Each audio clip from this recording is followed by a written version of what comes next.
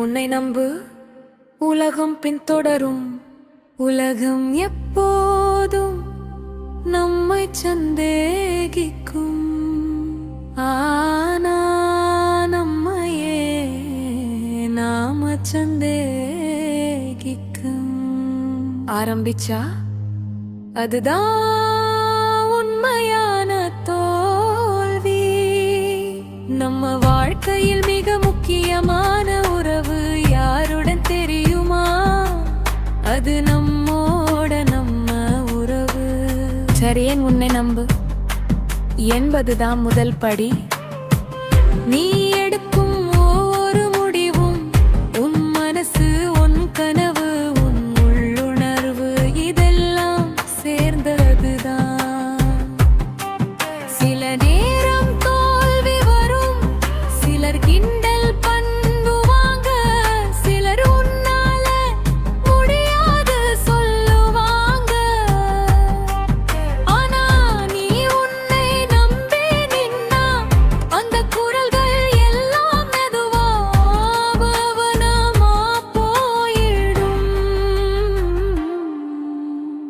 மெச் விதை மாதிரி இரு. ஒரு விதை மண்ணுக்குள் புதையுறப்போ அதுக்கு இருட்டாயிருக்கும், அழுத்தம் இருக்கும்.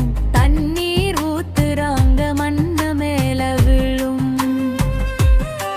ஆனா அந்த விதை என்ன நினைக்கும்னு தெரியுமா?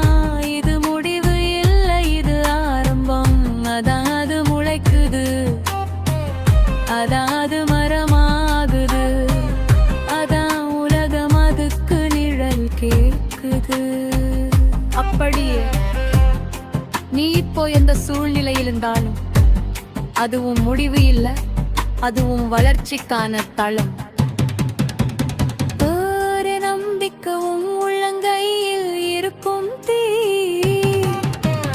யாராவது உன்னை தூக்கி நிறுத்த மாட்டாங்க, யாராவது உன் கனவுக்காக உழைக்க மாட்டாங்க. ஆனா நீ உன்னை நம்பினா உன் காலடியில் பாதை உருவாகும். கான்ஃபிடன்ஸ் என்பது பெரிய சத்தமா பேசுறது இல்ல, அது அமைதியா சொல்லும் என்னால முடியும். சில உலகம் எப்போ பின்தொடரும். நீ உன் மதிப்பை புரிஞ்சுக்கும் போது, நீ உன் திறமையை வளர்த்துக்கும் போது, நீ விழுந்தாலும் மீண்டு எழும்போது, உலகம் வெற்றி பின்தொடரும். ஆனா வெற்றியை உருவாக்குவது உன் தைரியம். நீ உன்னை நம்பி நின்னார் ஒரு நாள் உன்னை சந்தேகிச்சவர்களே, அவங்கள பார்த்தா இன்ஸ்பிரேஷன் வருது. சொல்லுவாங்க ஜா, குறிப்பாக பெண்களுக்கு.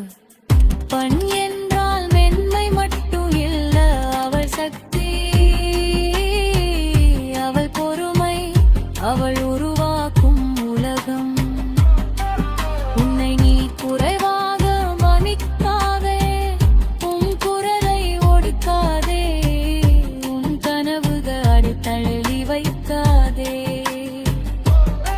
உன்னை நம்பு, உன் குடும்பமும் உன்னை நம்பும், உன் பிள்ளைகளும் உன்னை பின்தொடரும், உலகமும் உன் பின்னால் வரும். நினைவில்லை, நம்பிக்கை இல்லாதவன் பயத்தில் வாழ்வான், நம்பிக்கை உள்ளவன் முயற்சியில் வாழ்வான். வெற்றி என்பது ஒரு இலக்கு இல்லரும், அது உன்னை நம்பிய அந்த தருணத்தில் நான் உன்னை போம் பயணம். இன்று முதல் உன்னை குறைத்து பேசாதே.